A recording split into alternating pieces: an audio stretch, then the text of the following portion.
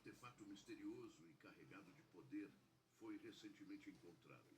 E tanto suas marcas quanto sua forma e localização sugerem uma conexão direta com uma profecia das Escrituras. Especialistas estão confusos diante do achado. Líderes religiosos emitem alertas e os fiéis observam com atenção redobrada. Pois, se aquilo for realmente o que muitos suspeitam, então não estamos apenas diante de um fato histórico se revelando. Estamos, talvez, ouvindo um sinal do céu, como um alerta divino. Convidamos você a se juntar a nós nesta investigação, enquanto buscamos decifrar o enigma, ligar as profecias e levantar a pergunta que arde no coração de todos os crentes sinceros. Será este um sinal de que o retorno de Jesus está próximo? O Rio Jordão é o mesmo curso d'água que Josué atravessou rumo à terra prometida, onde Naamã foi curado de sua lepra, onde João Batista preparou os caminhos do Senhor, e onde o próprio Jesus foi batizado quando os céus se abriram e o Pai declarou: "Este é o meu Filho amado." Estaria esse rio sagrado, tão frequentemente envolvido em manifestações divinas, se preparando novamente para algo grandioso? Com a diminuição do nível das águas do Rio Jordão e a melhora da visibilidade abaixo da superfície, uma equipe de arqueólogos realizou uma descoberta impressionante. Enterradas entre os sedimentos estavam armas antigas, pontas de lança feitas de bronze e ferro, extremidades de flechas e fragmentos de lâminas de espadas. Cada peça, embora desgastada pelo tempo, ainda exibia o inconfundível trabalho artesanal de guerreiros de eras passadas.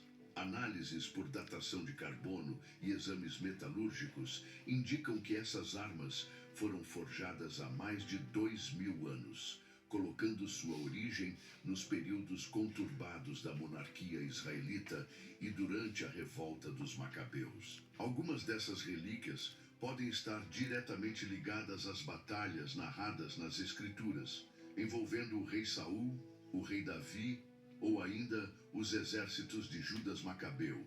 A descoberta dessas armas em um rio tão frequentemente associado à paz, à cura e ao batismo, em vez de guerra, tem gerado tanto espanto acadêmico quanto reflexão espiritual. Por que estariam ali? Uma das hipóteses é a de que foram abandonadas após uma grande batalha ocorrida nas proximidades, cuja memória foi perdida com o tempo. Outra teoria sugere que elas foram lançadas no rio como parte de um ritual, um gesto simbólico de rendição espiritual diante de Deus. Muitas culturas antigas viam os rios como portais sagrados entre o mundo físico e o espiritual. E o Jordão, acima de tudo, sempre foi um lugar de encontros sagrados. Alguns rabinos e teólogos cristãos interpretam a descoberta com um viés profético. Um rabino chegou a sugerir que as armas poderiam ter pertencido a guerreiros que, antes de marcharem para a guerra, consagraram seus instrumentos de combate ao céu, reconhecendo o Deus de Israel como seu verdadeiro defensor. Espere um instante, clique no botão de curtir, deixe seu comentário aqui embaixo e compartilhe este vídeo com seus amigos. Vamos continuar.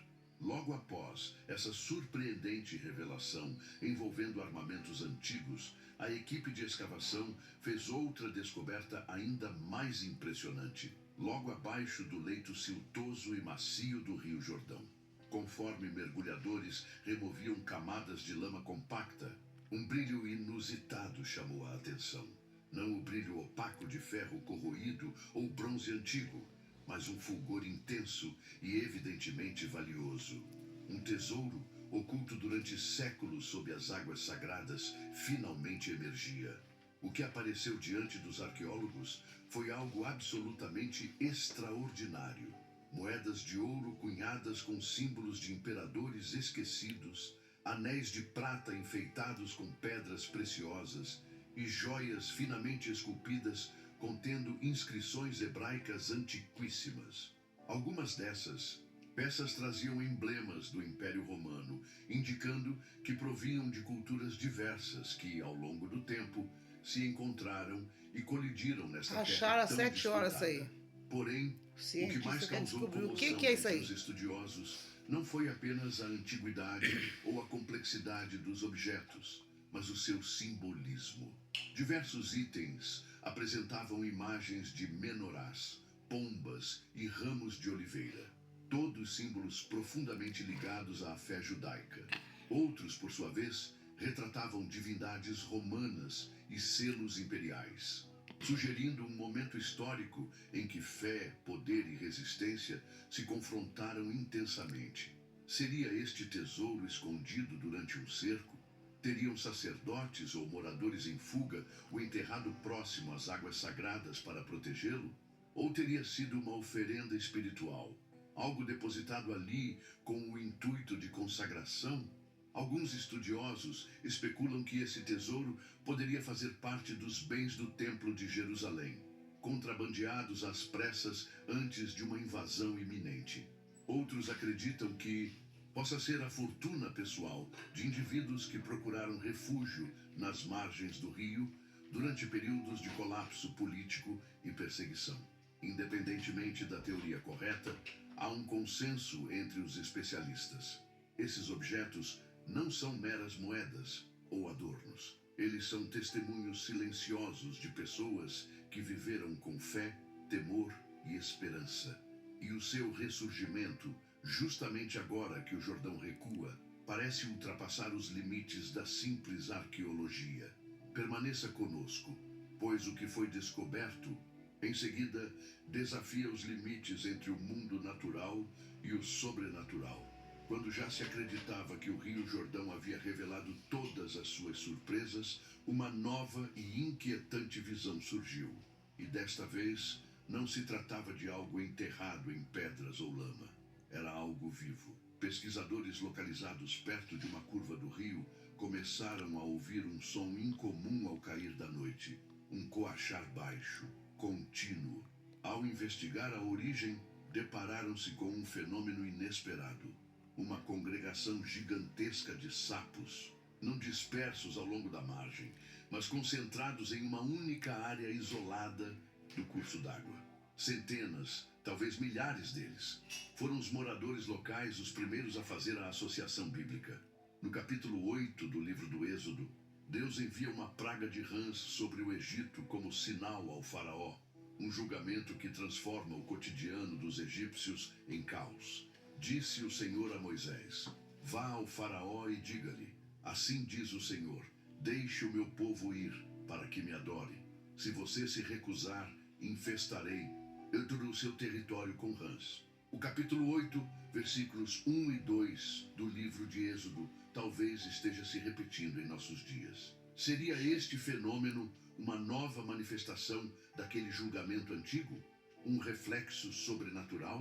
Ou talvez algo totalmente diferente?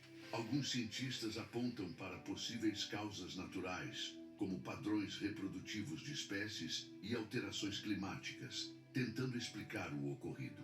No entanto, a intensidade do agrupamento, o local específico e o estranho silêncio ao redor dos animais desafiam qualquer explicação racional.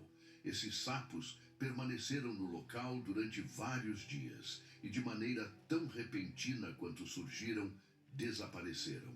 A situação deixou estudiosos e líderes religiosos atônitos, sem respostas. Estaria isso representando um sinal dos céus, um aviso, um chamado para que a humanidade desperte e preste atenção? E o que foi descoberto logo em seguida nos transporta diretamente ao tempo em que Jesus caminhou entre os homens. Nas margens secas e cobertas de lama do Rio Jordão, arqueólogos realizaram uma descoberta impressionante, algo que muitos consideram mais um ato divino do que uma mera coincidência. Durante escavações cuidadosas, em meio a estruturas de pedra muito antigas, a equipe começou a revelar os alicerces de uma antiga igreja há muito esquecida pelo tempo. Escondido sob camadas de areia e sedimentos, estava um piso de mosaico incrivelmente preservado, brilhando ao sol como se fosse uma janela aberta para os primeiros séculos da fé cristã. No centro desse mosaico havia uma cruz de pedra meticulosamente entalhada, rodeada por imagens vibrantes representando peixes, pombas e anjos. Um pouco mais adiante, os arqueólogos encontraram uma pia batismal esculpida em pedra, ainda preservada e com marcas sutis de uso cerimonial.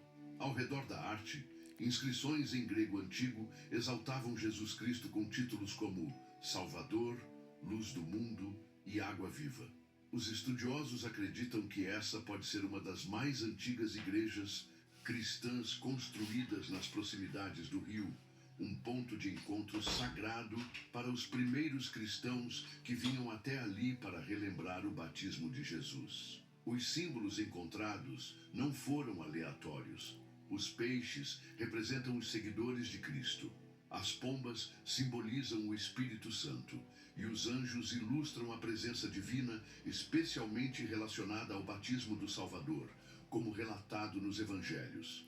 Encontrar esse lugar neste exato momento da história, em meio a crises, incertezas e um clamor espiritual crescente, foi visto por alguns como um verdadeiro ato profético. Alguns até o chamaram de uma cápsula do tempo da fé, selada pelas águas do Jordão, agora revelada como se houvesse chegado a hora certa para isso acontecer. Seria possível que este local tenha sido preservado até agora por uma razão específica, talvez para ser redescoberto justamente neste momento em que o mundo inteiro anseia por direção e esperança. Estaria Deus, por meio de pedras e águas, nos chamando de volta ao que realmente importa.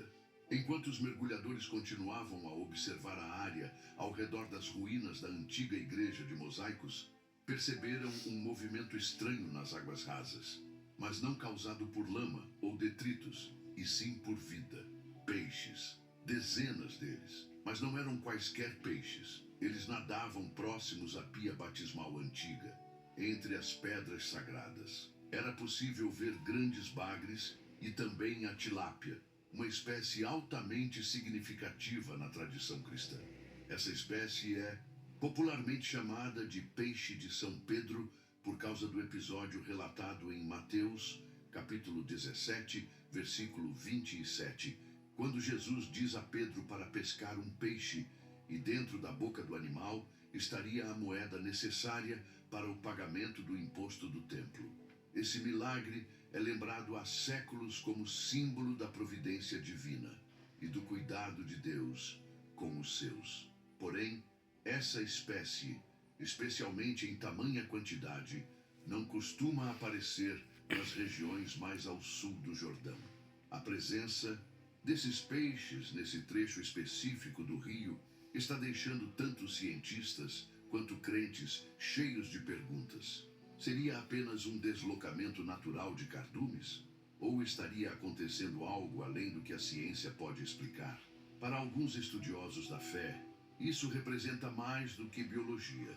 É um lembrete espiritual, um eco de milagre, uma chamada à provisão divina em meio aos tempos difíceis que o mundo atravessa. Um convite silencioso daquele que disse: sigam-me, e eu os farei pescadores de homens. Líderes religiosos locais têm refletido sobre o significado dessa aparição repentina.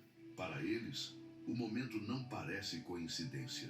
Da mesma forma que a igreja antiga foi construída às margens do Jordão, da mesma forma que Jesus caminhou por aquelas águas, o surgimento desses peixes seria um sinal vivo, um chamado divino para retornar à fé, para crer novamente, para seguir os passos do Mestre. E a cada movimento das águas, a mensagem parece se tornar mais audível. Estaria o pescador de almas, mais uma vez, tocando as águas antes de sua volta. Mas então veio o sinal mais perturbador de todos. Após vários dias marcados por um clima tenso e estranho, nuvens escuras começaram a se acumular sobre o Vale do Jordão. Moradores relataram uma atmosfera densa, como se houvesse eletricidade no ar, acompanhada por um silêncio inquietante. E então, das nuvens carregadas, desceu uma chuva como ninguém jamais havia visto. uma chuva espessa, de coloração vermelha intensa. Parecia que o próprio céu estava derramando sangue. As pessoas corriam para se abrigar enquanto aquela substância caía do céu, manchando roupas, telhados e ruas de pedra. Cientistas logo classificaram o fenômeno como chuva de sangue, um evento meteorológico raro, geralmente provocado pela combinação de partículas de poeira com a umidade do ar. No entanto, havia algo estranho neste caso específico. A poeira era extremamente fina e a tonalidade avermelhada era muito mais intensa do que o habitual. Amostras, colhidas por ambientalistas locais, mostraram uma composição rica em ferro, mas também revelaram a presença de compostos orgânicos que ainda não foram completamente identificados. Era como se os céus estivessem não apenas se agitando, mas tentando se comunicar com a humanidade. E então a